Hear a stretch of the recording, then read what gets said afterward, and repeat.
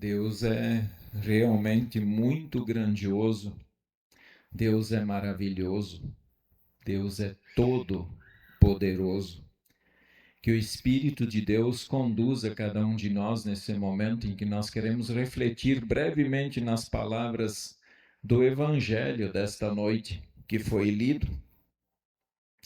Irmãos, a única história que os 4 evangelhos trazem é esta multiplicação de pães e peixes. É a única. E aí me pergunto, se Jesus fez tantos milagres, por que é o único milagre que é repetido pelos 4 evangelistas? O que tem de tão importante nesse milagre? Só o fato de ser milagre, né? E aí nós vimos a multiplicação dos pães e dos peixes.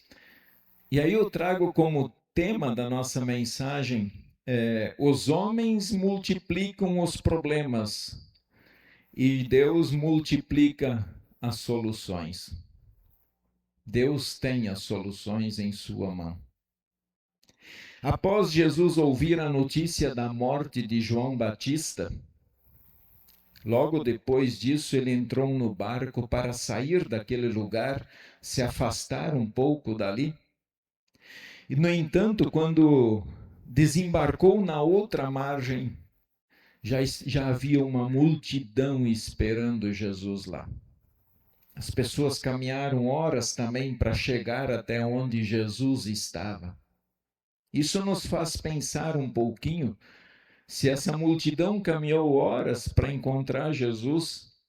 Hoje nós temos carro, nós temos moto, nós temos tudo à nossa disposição, mas qualquer coisinha deu uma nuvem no céu, não consigo mais ir no culto.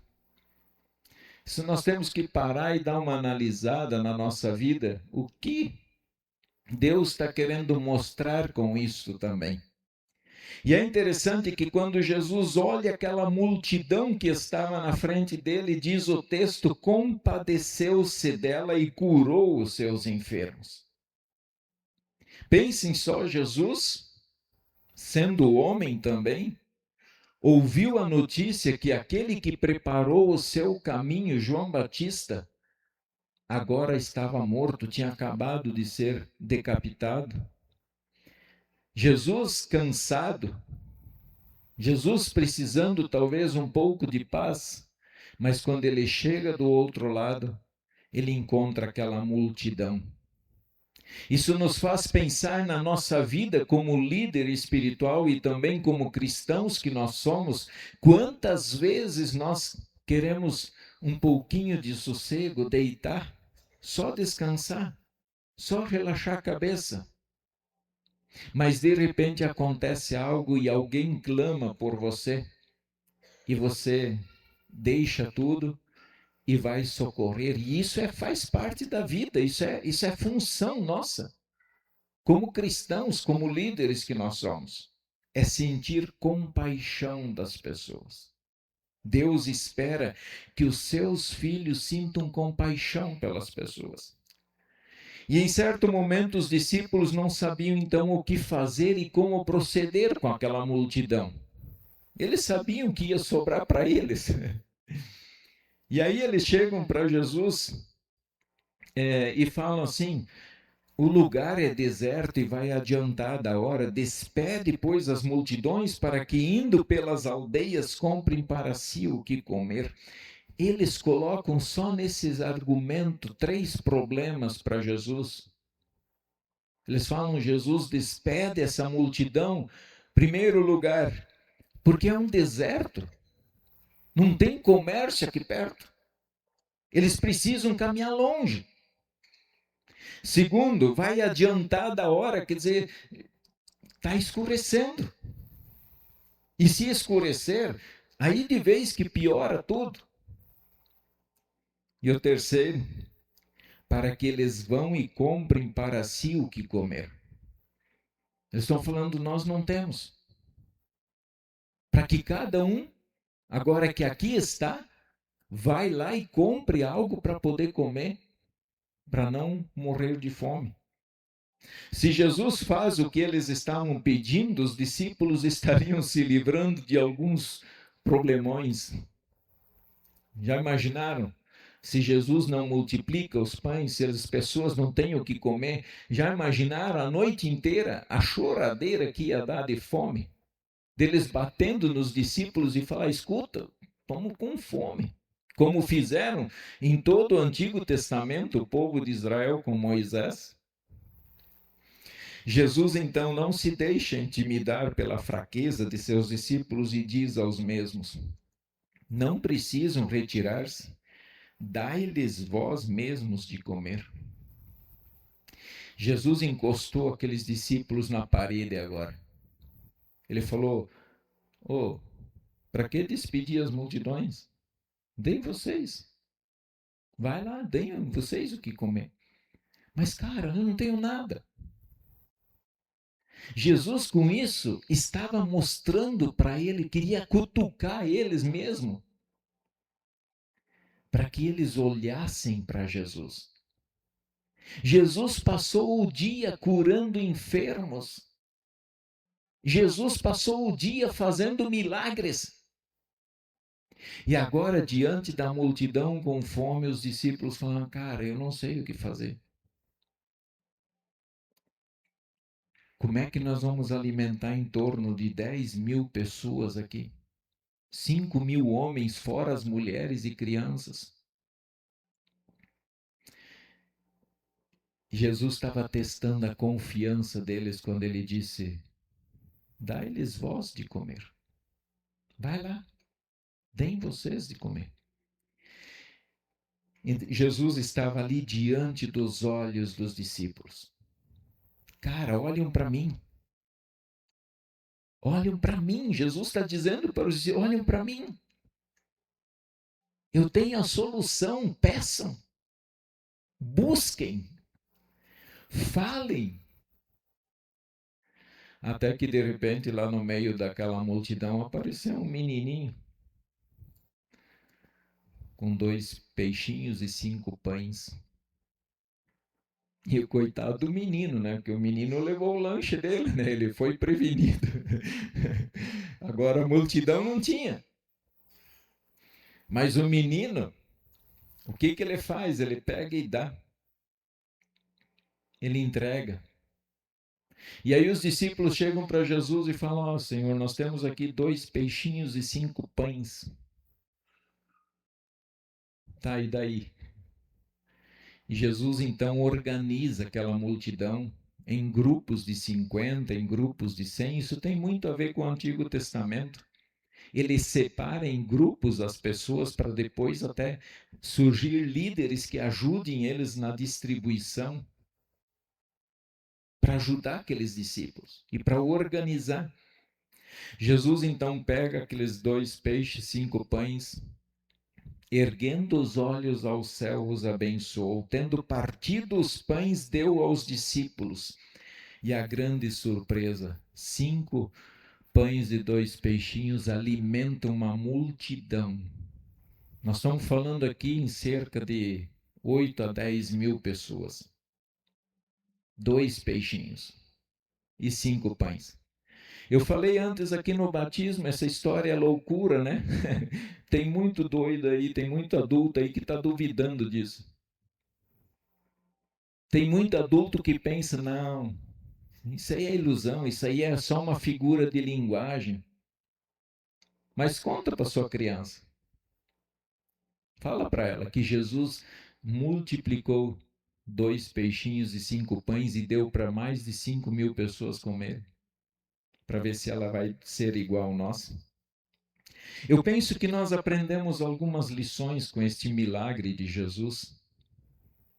A primeira delas, já notaram como nós somos especialistas em multiplicar os problemas da nossa vida?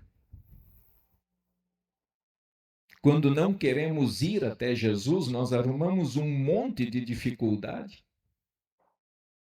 Ou quando não queremos usar os nossos dons para o reino de Deus, quais são os argumentos que a gente usa? A gente arruma problema até onde não existe. estou com muita dor, estou cansado, o único dia para descansar é hoje, e tem culto, tenho que ir sozinho, o filho incomoda, não tenho condução, está garoando, está frio, está quente demais, enfim, a gente inventa problema para tudo. A gente impõe dificuldade para tudo na vida. Porém, quando nós vamos até Jesus, percebemos e notamos que Ele multiplica soluções para os nossos problemas. Olha para dentro da sua família. Olha para dentro da sua família. Quantos problemas você tem? Faz uma lista aí rapidinho. Conta aí, 10, 20. Olha, há 10 anos atrás, quantos problemas você tinha? Quantos problemas Deus já resolveu para você? Quantas soluções Deus Ele mostrou para você enquanto você estava dormindo? Ele abençoa para termos nesse tempo necessário para a vida. Cuidado com esse negócio de dizer que não há tempo para tudo. E não há mesmo para tudo. Por isso que a gente coloca a prioridade na frente. O que é prioridade na minha vida? O que é fundamental para o que eu não vou conseguir viver sem? Então Deus multiplica o nosso tempo para a gente colocar o que é prioridade no lugar de prioridade. Deus abençoa isso. Ele abençoa para que consigamos estender a mão ao necessitado. Quantas vezes você já ajudou as pessoas? Mesmo estando atolado em serviço, mesmo tendo muita coisa ou muita dificuldade financeira, mas você ainda foi lá e estendeu a mão para um necessitado. Eu estou falando de necessitado mesmo, não de caloteiro, mas estou falando de gente que precisa mesmo. E Ele abençoa para que os problemas sejam resolvidos. Ele nos abençoa para levarmos outras pessoas para conhecermos o seu amor. Vocês já notaram quantas vezes vocês chegaram cansados no templo, talvez desanimados, talvez destruídos por dentro? E quando voltaram para casa, voltaram transformados? Porque é isso que Jesus quer que a gente faça. Ele quer que você diga para Ele qual é o seu problema. Qual é a sua dificuldade? O que faz doer o seu coração? E Jesus transforma as coisas. A vida dessas 4 crianças aqui na frente hoje, Jesus resolveu o maior dos problemas delas hoje. E é assim que funciona. A gente vai até Jesus e Ele resolve. Ele tem a solução dos problemas. A segunda lição, os discípulos responderam: não temos aqui senão 5 pães e 2 peixes. Quantas vezes achamos que o que podemos ofertar não vale a pena? Quantas vezes ouvi, pastor, eu não vou para a igreja porque eu não tenho oferta? E quem disse que se você não tem para ofertar, quem disse que você tem que ficar do lado de fora da porta? Quem falou para você que você é obrigado a ofertar aqui dentro?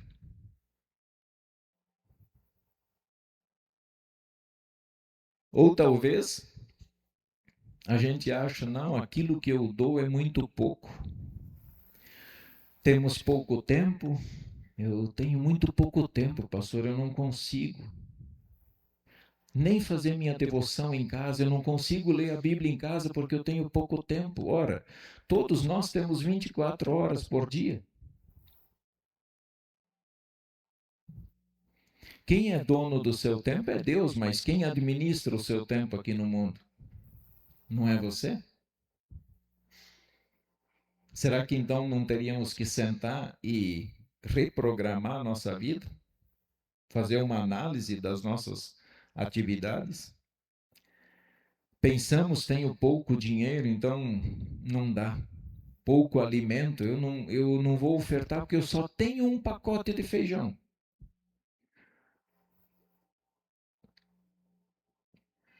Às vezes aqui numa turma de gente nós não conseguimos formar uma cesta básica. Pensemos sobre isso. Porque acha pouco. Agora, se cada um trouxer 1 quilo, quantas cestas nós vamos formar? Podemos ofertar somente mão de obra, alguns acham, mas beleza. É ótimo. É o que você pode fazer. Ou a gente diz, só sei fazer isso. Ora, se você faz bem só isso e faz bem, então faça isso. Seja lá o que for, faça bem. Para a honra e glória de Deus.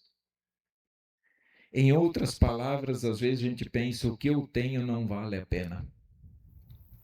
Porém, quando vamos até Jesus com o nosso pouco, Ele multiplica. Ele multiplica. Nós nunca obrigamos ninguém a ofertar o que não pode, o que não tem. Mas já notou que quando nós somos honestos com Deus, ofertando a nossa vida em primeiro lugar, que é a coisa mais preciosa que nós temos, é a nossa vida, chegar para Deus e falar, Pai, eu tenho a minha vida, eu sou um cara pecador, eu estou perdido.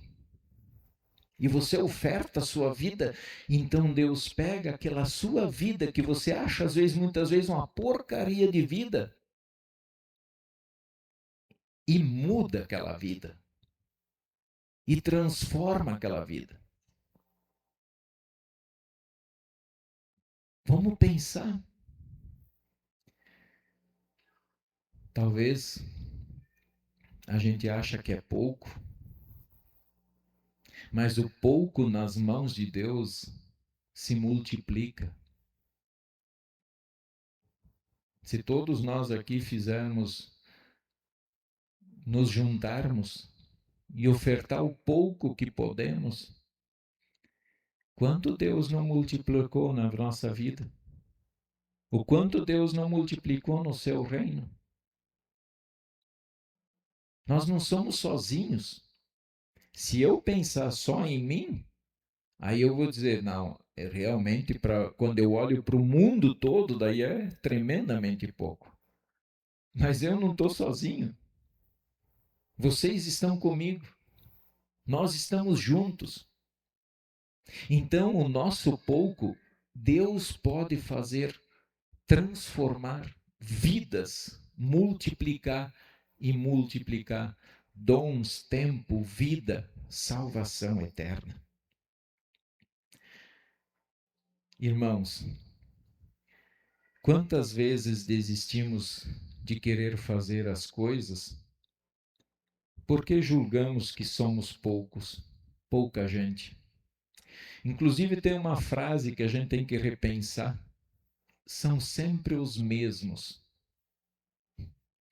E isso não é só um mal de luterano, não. Isso aí em qualquer denominação, tenho certeza que essa frase é dita em muitos lugares. São sempre os mesmos. Ora, nós vamos esperar quem que vem aqui dentro fazer o trabalho, se não somos nós que temos que fazer o trabalho? Será que nós estamos esperando o governo mandar uma equipe de gente aqui para vir aqui trabalhar e fazer o trabalho em nosso lugar? Ou a IELB, a nível nacional, mandar um monte de gente aqui fazer o que eu tenho que fazer? Não, nós podemos nos juntar. E Deus vai multiplicar. Deus vai transformar. Deus multiplica o número de trabalhadores. Deus multiplica as nossas ofertas. Pouco pode ser pouco para nós, mas para Deus é muito. Tem até uma música que a gente canta, ou que vocês devem ouvir, já devem ter ouvido. O pouco com Deus é muito e o muito sem Deus não é nada. Não adianta você ter muito e estar longe da graça, do amor e da salvação de Deus. Jesus também nos ensina boa administração. Quando aquele povo, aquela multidão terminou de comer os pães e peixes, estavam fartos, quer dizer, cada um comeu à vontade, não foi minguado, não. Ó, só um peixinho, um peixinho, um peixinho. Não, come aí, fique à vontade. Ainda sobrou. E o que sobrou, Jesus disse, agora juntem, recolham. Isso é boa administração, tá? Não desperdicem. Cuidado com o desperdício. Cuidado com o desperdício do seu tempo em coisas que vão te levar para o inferno. Cuidado com o desperdício de tempo que vão te afastar de Deus. Cuidado com o tempo que você está jogando fora, se preocupando tanto com outras coisas nesse mundo. Ajunte o teu tempo, selecione o teu tempo. E eu tenho certeza que nós ainda vamos fazer muitas coisas.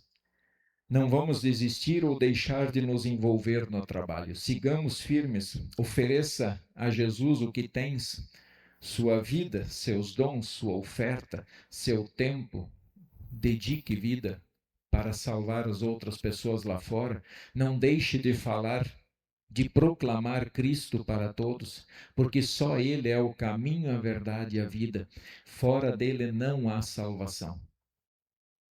Que Deus abençoe o trabalho de toda a igreja aqui neste mundo, para que se multiplique cada vez mais as pessoas que creem nele e sejam dedicadas a ele.